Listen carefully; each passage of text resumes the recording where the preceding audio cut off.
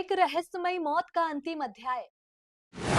खुल गया राज, आ गई सच्चाई सामने। किसने रची थी साजिश, कौन था साजिश करता? पुलिस ने खंगाले सैकड़ों कॉल, 44 बयान और 37 सैंपल। जोधपुर की पवित्र धरा पर जहां राजस्थान की रेगिस्तानी हवाएं प्राचीन मंदिरों के आसपास घूमती हैं, वहां एक साध्वी रहती थी, साध्वी प्रेमबाई सा। वे न सिर्फ भक्ति की मूर्ति थी, बल्कि हजारों भक्तों के लिए आस्था का प्रतीक। लंबे समय से वे अस्थमा और फेफड़ों की पुरानी बीमारी से जूझ रही थी, लेकिन उनकी आध्यात्मिक ऊर्जा कभी कम नहीं हुई।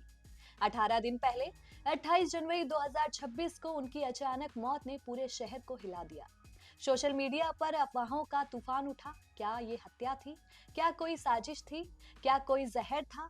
लेकिन अब जोधपुर पुलिस की गहन जांच ने उस सस्पेंस को हमेशा के लिए खत्म कर दिया है। मौत का वो काला दिन।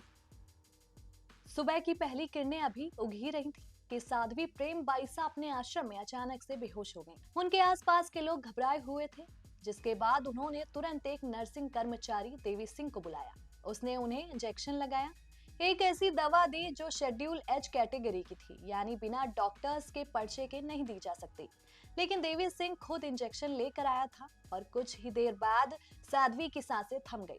कार्डियक अरेस्ट, पल्मोनरी अरेस्ट और उनकी आत्मा परमात्मा में विलीन हो गई। उनके पिता ने तुरंत लोगों को फोन करना शुरू कर दिया, आओ साध्वी जी की अंतिम यात्रा में शामिल हो जाओ। उन्होंने भावुक होकर कहा। सोशल मीडिया पर एक मैसेज वायरल हुआ, न्याय की मांग। लेकिन ये मैसेज भी उनके पिता ने ही लिखवाया था, सिर्फ लोगों को इकट्ठा करने के लिए। फिर भी अफवाहें फैल गईं। लोग कहने लगे ये साधारण मौत नहीं है, कोई गहरी साजिश है। पूर्व के किसी मामले से जुड़े लोग भी संदेह के दायरे में आ गए। पुलिस की जंग, सैकड़ों कॉल, 44 बयान, 37 sample. Jodhpur police commissioner Om Prakash Paswan ने तुरंत एक्शन लिया। एक स्पेशल इन्वेस्टिगेशन टीम एसआईटी गठित की। जांच शुरू हुई जैसे कोई थ्रिलर फिल्म। सैकड़ों कॉल डिटेल्स, 106 मोबाइल नंबरों की सीडीआर कॉल डिटेल रिकॉर्ड खंगाली गई। हर कॉल, हर मैसेज चेक किया गया। 44 बयान, 44 लोगों से पूछताछ की गई। साध्वी के परिवार, भक्त, नर्सिंग स्टाफ, डॉक्टर, सभी से सवाल। 37 सैंपल, पोस्टमार्टम के बाद 37 sample forensic science laboratory FSL भेजे गए। हिस्टोपैथोलॉजी रिपोर्ट भी मंगवाई गई। पुलिस ने हर एंगल कवर किया, जहर, हत्या, आत्महत्या, बाहरी चोट, लेकिन रिपोर्ट्स ने सब कुछ साफ कर दिया। सच्चाई का खुलासा, प्रेस कॉन्फ्रेंस। 15 फरवरी 2026 को जोधपुर पुलिस मुख्यालय में एक प्रेस कॉन्फ्रेंस हुई। कमिश्नर पासवान ने माइक संभाला और कहा, साध्वी प्रेमबाई सा की मौत किसी साजिश का नतीजा नहीं है। पोस्टमार्टम एफएसएल और हिस्टोपैथोलॉजी रिपोर्ट से साबित हो चुका है, ये एक कार्डियक और पल्मोनरी अरेस्ट था। वे लंबे समय से अस्थमा और फेफड़ों की बीमारी से पीड़ित थीं। लेकिन कहानी यहीं खत्म नहीं हुई। जांच में एक और ट्विस्ट आया, वो इंजेक्शन। देवी सिंह ने जो दवा दी वो बिना पर्चे की थी। पुलिस ने कहा, हमने पर्चे की तलाश की लेकिन नहीं मिली, ये लापरवाही है। हालांकि कमिश्नर ने ये साफ कर दिया है कि अभी मेडिकल बोर्ड की फाइनल ओपिनियन का इंतजार है। क्या इंजेक्शन ने अरेस्ट को ट्रिगर किया?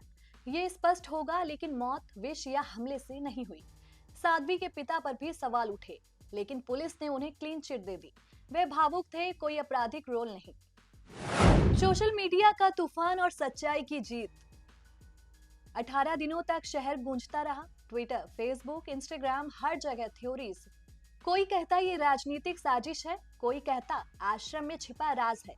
लेकिन पुलिस ने वैज्ञानिक सबूतों से जवाब दिया है, कोई पूर्व मामला, कोई पुराना दुश्मन, कुछ भी नहीं जुड़ा।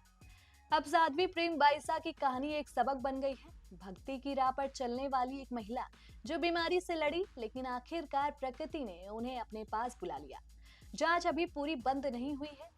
अगर मेडिकल बोर्ड ने लापरवाही पाई तो देवी सिंह पर कार्रवाई होगी, लेकिन फिलहाल सस्पेंस खत्म हो गया है। ये कहानी सिर्फ एक मौत की नहीं, बल्कि सच्चाई की जीत की है। जोधपुर की गलियों में अब शांति है, लेकिन साध्वी की यादें हमेशा जिंदा रहेंगी। जैसे रेगिस्तान में कोई ओसेस,